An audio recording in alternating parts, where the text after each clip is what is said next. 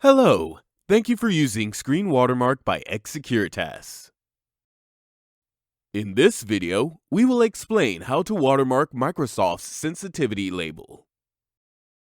Let's start by opening the PowerPoint document. This document has a highly confidential label, and you can see that this sensitivity label is marked with a watermark. Now, we will change the sensitivity label of this document to confidential. You can see that the change sensitivity label is displayed as a watermark. Now, let's open the Excel file. You can see that the current sensitivity label is displayed. If you change the sensitivity label to public, the watermark will not be displayed.